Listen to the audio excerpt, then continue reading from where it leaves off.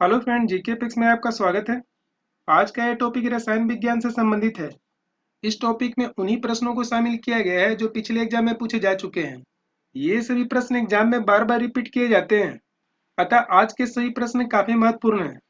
आज की इस वीडियो में इसके अलावा इसे याद करने की तरीका को भी समझेंगे ताकि लंबे समय तक इसे याद रखा जा सके। आप लोगों से अनुरोध है कि वीडियो को पूरा जरूर देखिए, क्योंकि प्रत्येक प्रश्न के साथ कई अन्य प्रश्नों को भी चर्चा किया गया है। अतः वीडियो को अंत तक जरूर देखिए। यदि आज का वीडियो पसंद आए तो लाइक शेयर कमेंट्स करना मत भूलिए। साथ ही चैनल को पहली बार देख रहे हैं तो सब्सक्राइब जरूर कीजिए। तो चलिए शुरू करते हैं आज की टॉपिक। आज का पहला प्रश्न है, शुद्ध सोना कितने कैरेट का होता है? इसका सही आंसर है ऑप्शन सी, 24 कैरेट। शुद्ध सोना 24 कैरेट का होता है। आइए इससे संबंधित कुछ महत्वपूर्ण बिंदु को समझते हैं। सोना का प्रयोग आभूषण बनाने में किया जाता है, परंतु कोई भी आभूषण 24 कैरेट का नहीं होता है। सोना 24 कैरेट के रूप में काफी मुलायम होता है, जिसकी वजह से आभूषण बनाने में दिक्कत होती है।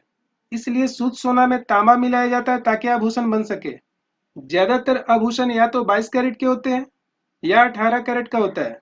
यदि 22 कैरेट की बात किया जाए तो इसमें शुद्ध सोना की मात्रा 91.6% होती है, जबकि कोई आभूषण यदि 18 कैरेट में बना हो तो उसमें शुद्ध सोना की मात्रा 75% होता है। देखिए, इसके परसेंटेज निकालने का बहुत ही आसान तरीका है। आपको एक फार्मूला याद रखना है, वह फार्मूला है 100/24।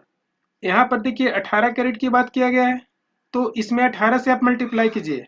इसे कैलकुलेट करेंगे तो आपको 75% प्राप्त हो जाएगा। ठीक इसी प्रकार इसमें 22 से मल्टीप्लाई करेंगे तो आपको 91.6% प्राप्त हो जाएगा। मान लीजिए 21 कैरेट में शुद्ध सोना की मात्रा को पता लगाना है, तो 22 के स्थान पर केवल 21 लिख दीजिए। उसके बाद कैलकुलेट करने पर जो भी परसेंटेज आएंगे वह शुद्ध सोना की मात्रा होगा। अब यहाँ से एक प्रश्न और ध्यान में रखिए, यदि कोई आभूषण 18 कैरेट का बना हो तो इसमें 6 भाग तांबा मिलाया जाता है, क्योंकि दोनों को जोड़ेंगे तो 24 प्राप्त होगा। ठीक उसी प्रकार 22 कैरेट में 2 भाग तांबा मिलाया जाता है। यहाँ पर एक प्रश्न और ध्यान में रखिए, सोना को एयू से डोनेट करते हैं, जिसे औरम कहा जाता है। चलिए नेक्स्ट प्रश्न को देख लेते हैं। नेक्स्ट क्वेश्चन है, गोबर गैस में कौन सा अवयव सबसे अधिक पाया जाता है? इसका सही आंसर है ऑप्शन ए, मीथेन। गोबर गैस में सबसे अधिक मीथेन पाया जाता है। इसके बाद कार्बन डाइऑक्साइड की मात्रा होती है। यहाँ पर कभी कभी गोबर गैस के स्थान पर बायोगैस दिया हुआ रहेगा। आपको ध्यान रखना है कि गोबर गैस का वैज्ञानिक नाम बायोगैस है। गोबर गैस एक प्रकार की गैसीय ईंधन है, जिससे किसी प्रकार का पर्यावरण प्रदूषण नहीं होता है। नेक्स्ट क्वेश्चन है, फास्फोरस का अणुसूत्र क्या होता है? इसका सही आंसर है ऑप्शन सी, P4। फास्फोरस का अणुसूत्र P4 होता है। यहाँ से एक प्रश्न और पूछता है, वह है सल्फर का अणुसूत्र क्या होता है? सल्फर का अणुसूत्र एसेट होता है। अतः इन दोनों प्रश्नों को ध्यान में रखिए, क्योंकि यहाँ से प्रश्न बनते हैं। जहाँ फास्फोरस का अणुसूत्र P4 है, वहीं सल्फर का अणुसूत्र एसेट है। अर्थात इस प्रकार आप देख रहे हैं, यहाँ पर 4 का दुगुना 8 है। नेक्स्ट क्वेश्चन है, निम्नलिखित में से कौन सा जोड़ा सही नहीं है? ऑप्शन ए, साइट्रिक अम्ल नींबू में पाया जाता है, यह बिल्कुल सही है। लैक्टिक अम्ल दूध में पाया जाता है, यह भी बिल्कुल सही है। टार्टरिक अम्ल अंगूर में पाया जाता है, यह भी बिल्कुल सही है। जबकि एसिटिक अम्ल इमली में नहीं पाया जाता है, यह बिल्कुल गलत है। एसिटिक अम्ल सिरका में पाया जाता है, जबकि इमली में टार्टरिक अम्ल पाया जाता है। नेक्स्ट क्वेश्चन है, रेडियम की खोज किस वैज्ञानिक ने की है? इसका सही आंसर है ऑप्शन ए, मैडम क्यूरी। यह एक प्रकार का रेडियो सक्रिय पदार्थ है, जिसकी खोज मैडम क्यूरी ने की थी। इस खोज के लिए उन्हें बाद में नोबेल पुरस्कार दिया गया था। आइए ऑप्शन के अनुसार समझते हैं। हेनरी मोसले ने परमाणु संख्या की खोज की। बेंजामिन फ्रैंकलिन ने तड़ी चालक की खोज की। यह तांबे का बना एक क्षणनुमा होता है, जो ऊंचे ऊंचे बिल्डिंग को आकाशीय बिजली से बचाता है। अतः इसकी खोज बेंजामिन फ्रैंकलिन ने किया था। नेक्स्ट है एल्बर्ट आइंस्टीन। इन्होंने सापेक्षता का सिद्धांत की खोज किया था, जिसे अंग्रेजी में हम लोग थ्योरी ऑफ रिलेटिविटी कहते हैं। नेक्स्ट क्वेश्चन है, कौन सी धातु मुक्त अवस्था में पाई जाती है? इसका सही आंसर है ऑप्शन बी, सोना। यह प्रकृति में मुक्त अवस्था में पाई जाती है। सोना के अलावा कुछ धातु और हैं जो मुक्त अवस्था में पाए जाते हैं, जैसे प्लेटिनम, चांदी, सीसा। ये सभी धातु भी मुक्त अवस्था में पाए जाते हैं। मुक्त अवस्था में पाए जाने का मुख्य कारण यह है कि ये सभी धातु बहुत ही कम क्रियाशील है। इन सभी का नाम ध्यान में रखिए, क्योंकि यहाँ से प्रश्न बनते हैं। नेक्स्ट क्वेश्चन है, स्टेनलेस स्टील निम्नलिखित में से किसका मिश्रण है? इसका सही आंसर है ऑप्शन सी। यह कार्बन, क्रोमियम, निकिल एवं लोहा का मिश्रण है।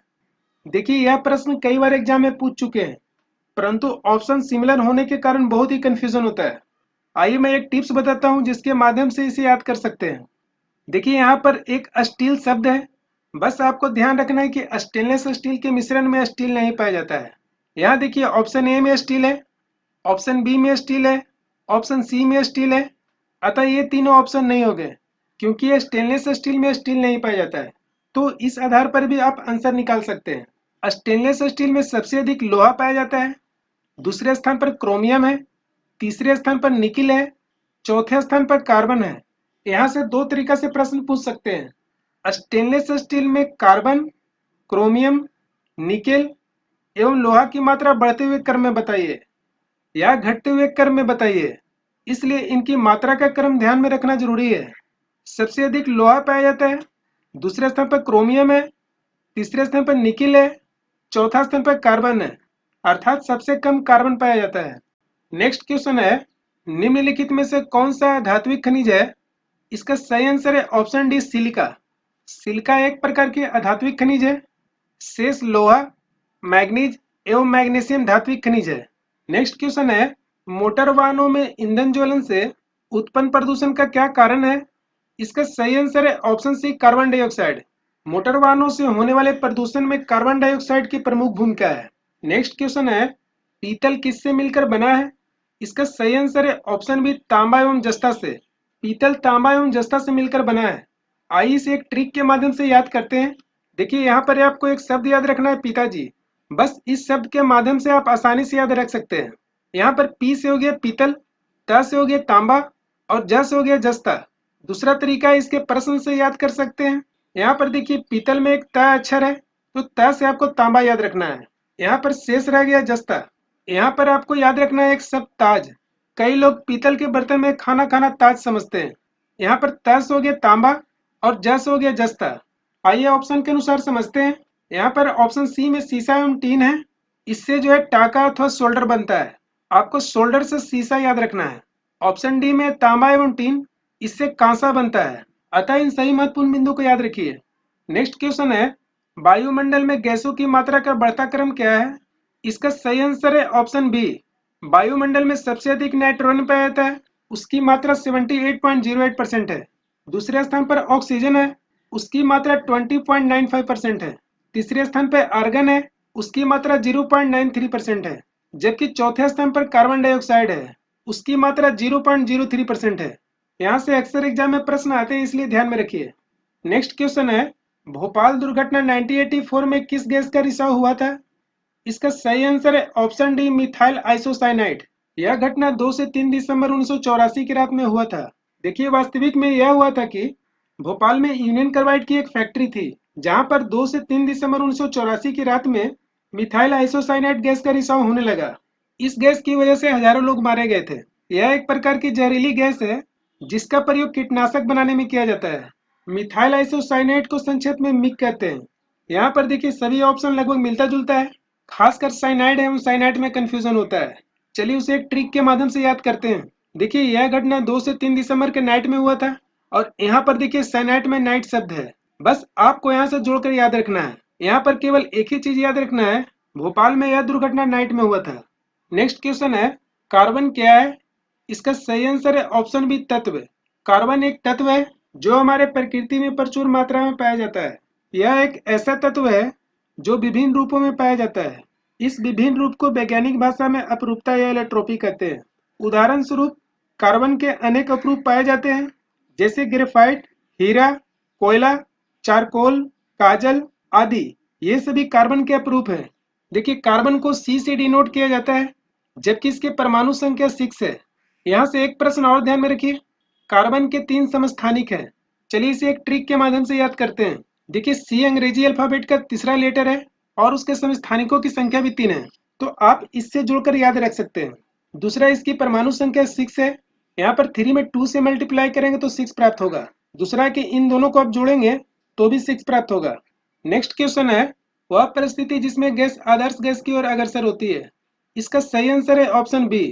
कोई भी गैस आदर्श गैस की ओर तभी अग्रसर होती है जब उसके ताप अधिक हो एवं दाब कम हो। बस आपको ध्यान रखना है दो चीज। उदाहरण स्वरूप, जैसे जैसे ताप हम लोग बढ़ाते हैं वैसे वैसे गैस का विसरण अधिक होता है। तो आप यहाँ से जुड़कर इसे याद कर सकते हैं। आदर्श गैस के लिए ताप अधिक होनी चाहिए जबकि दाब कम होनी चाहिए। नेक्स्ट क्वेश्चन है, वह तत्व जो अम्लों का आवश्यक घटक है। इसका सही आंसर है ऑप्शन बी, हाइड्रोजन। हाइड्रोजन एक ऐसा तत्व है जो सभी अम्लों में पाया जाता है। चलिए इसे उदाहरण स्वरूप समझते हैं। पहला है सल्फ्यूरिक अम्ल, जिसका सूत्र H2SO4 होता है। दूसरा है नाइट्रिक अम्ल, जिसका सूत्र HNO3 होता है। यहाँ पर देखिए दोनों अम्ल में हाइड्रोजन मौजूद है। नेक्स्ट क्वेश्चन है, निम्नलिखित में से कौन नोबेल गैस नहीं है। इसका सही आंसर है ऑप्शन है हाइड्रोजन। शेष सभी गैस नोबेल गैस हैं। नोबेल गैस को अन्य कई नाम से जानते हैं, जैसे अक्रिय गैस, उत्कृष्ट गैस, दुर्लभ गैस।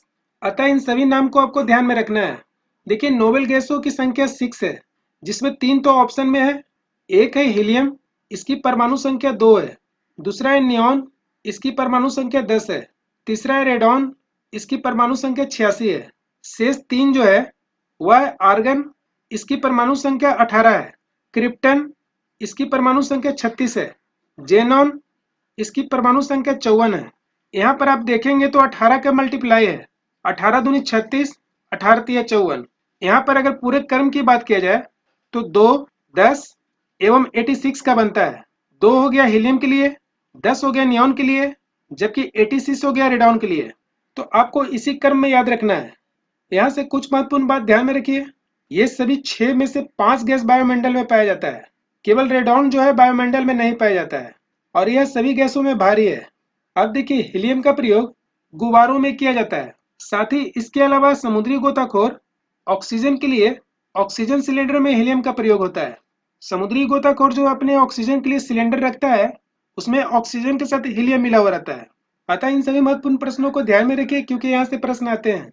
नेक्स्ट क्वेश्चन है, मानव शरीर में तत्वों की मात्रा का घटता क्रम क्या है। इसका सही आंसर है ऑप्शन डी। हमारे शरीर में सबसे अधिक मात्रा में कैल्शियम पाया जाता है, उसके बाद लोहा पाया जाता है, उसके बाद सोडियम एवं फास्फोरस पाया जाता है। अब देखिए यहाँ पर भी ऑप्शन लगभग सिमिलर है। आइए एक टिप्स के माध्यम से याद करते हैं। देखिए हमारे शरीर में बोन को मजबूत करने के लिए कैल्शियम की आवश्यकता होती है और हमारे शरीर का मुख्य भाग बोन से बना हुआ है, इसलिए कैल्शियम को पहले स्थान पर रखिए। दूसरा, हमारे शरीर के लिए खून की आवश्यकता बहुत ही महत्वपूर्ण है और जैसा कि हम लोग जानते हैं कि लोहा की कमी से एनीमिया रोग होती है। एनीमिया रोग में मुख्य रूप से खून की कमी होती है। तो पहला आपको याद रखना है कैल्शियम, दूसरा आपको याद रखना है लोहा, जिसे अंग्रेजी में आयरन कहते हैं। आप एटलीस्ट ये दो को नाम याद रखेंगे तो ऑप्शन को आसानी से आप ढूंढ सकते हैं।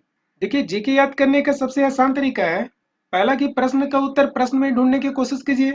दूसरा, किसी प्रकार उसे आसपास से जुड़कर याद रखिए। ये दो ऐसे महत्वपूर्ण टिप्स हैं जिसके माध्यम से लंबे समय तक जीके याद रख सकते हैं। नेक्स्ट क्वेश्चन है, सबसे क्रियाशील कौन है। इसका सही आंसर है ऑप्शन है ऑक्सीजन। इन सभी गैसों में सबसे क्रियाशील ऑक्सीजन है, जबकि हीलियम की बात किया जाए तो सबसे हल्की गैस है। आइए इससे संबंधित कुछ महत्वपूर्ण बिंदु को समझते हैं। ऑक्सीजन के समस्थानिक की संख्या 3 होती है। आप इसके सूत्र से याद कर सकते हैं।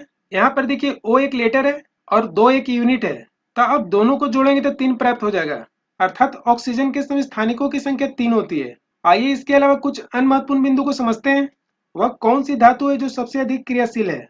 एक सोडियम, दूसरा पोटेशियम। ये दो धातु सबसे क्रियाशील है। जबकि अधातु की बात किया जाए तो आपको फ्लोरीन याद रखना है। इससे संबंधित एक प्रश्न नोबेल गैस से बनता है। नोबेल गैस में सबसे अधिक क्रियाशील जेनॉन है। अतः इन सभी महत्वपूर्ण प्रश्नों को याद रखिए। नेक्स्ट क्वेश्चन है, ऑक्सीकरण अभिक्रिया में क्या होता है। इसका सही आंसर है ऑप्शन डी, इलेक्ट्रॉन की संख्या में कमी। ऑक्सीकरण अभिक्रिया में इलेक्ट्रॉन की कमी होती है। यहाँ से एक प्रश्न और बनता है, वह है अवकरण अभिक्रिया। अवकरण को इंग्लिश में रिडक्शन कहते हैं। इस प्रक्रिया में इलेक्ट्रॉन की संख्या में वृद्धि होती है। अब देखिए इसमें कंफ्यूजन है, उसको कैसे याद करते हैं, क्योंकि आंसर या तो इलेक्ट्रॉन की संख्या में कमी होगा या इलेक्ट्रॉन की संख्या में वृद्धि होगा। यह कंफ्यूजन इन्हीं दोनों में रहता है। यहाँ पे देखिए रिडक्शन में रिड्यूस एक शब्द है, इसका अर्थ होता है कमना अर्थात कमी। यहाँ पर अवकरण के लिए रिडक्शन शब्द का प्रयोग किया गया है। इस प्रक्रिया में इलेक्ट्रॉन की संख्या में वृद्धि होता है। तो आपको रिडक्शन से रिड्यूस शब्द याद रखना है, जिसका अर्थ होता है कमी, और इसके अपोजिट वृद्धि होता है। आप यदि दोनों में से एक को याद कर लेंगे तो दूसरा आसानी से याद हो जाएगा। नेक्स्ट क्वेश्चन है, पर्यावरण में अम्ल वर्षा का क्या कारण है। इसका सही आंसर है ऑप्शन बी। अम्ल वर्षा का मुख्य रूप से दो कारण है। पहला सल्फर डाइऑक्साइड, दूसरा है नाइट्रस ऑक्साइड। परंतु इन दोनों में सल्फर डाइऑक्साइड सबसे अधिक उत्तरदायी है। देखिए कई बार आपको एग्जाम में इसकी रासायनिक सूत्र ही दिया हुआ रहेगा।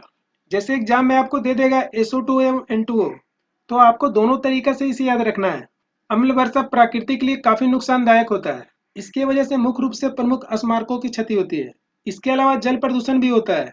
नेक्स्ट क्वेश्चन है, सोने के आभूषण बनाते समय उसमें कौन सी धातु मिलाई जाती है? इसका सही आंसर है ऑप्शन सी तांबा। इस प्रश्न के बारे में हम लोग पहले भी अच्छे से डिस्कस कर चुके हैं।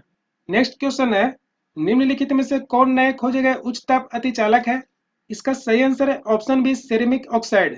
सेरेमिक ऑक्साइड एक अतिचालक है जिसकी खोज नीदरलैंड के वैज्ञानिक केमरलिंग ओंस ने किया था। बहुत ही निम्न तापमान और दाब पर कुछ पदार्थों का विद्युत प्रतिरोध शून्य हो जाता है। ऐसे पदार्थ की इस गुण को अतिचालकता कहते हैं।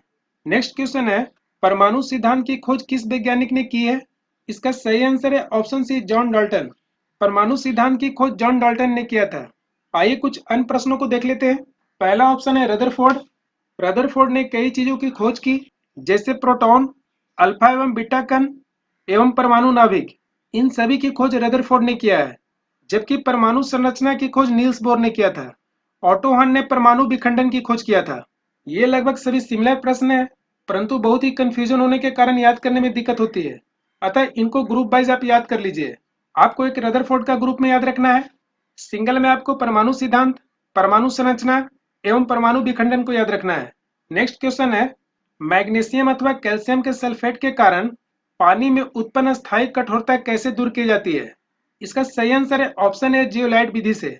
इस विधि के माध्यम से पानी की अस्थायी कठोरता को दूर किया जाता है। देखिए यहाँ से कई प्रश्न बन सकते हैं। पहला तो आपको एग्जाम में आ जाएगा कि पानी की अस्थायी कठोरता किसके कारण होती है। यहाँ पर आपको ध्यान में रखना है कि मैग्नीशियम अथवा कैल्शियम के सल्फेट, सल्फेट के अलावा क्लोराइड एवं नाइट्रेट के कारण पानी की अस्थायी कठोरता होती है। तो आपको दोनों तरह से इसे याद रखना है। अब देखिए पानी को जल भी कहते हैं, अतः जल से आपको जियोलाइट याद रखना है। जियोलाइट विधि से पानी की अस्थायी कठोरता दूर किया जाता है।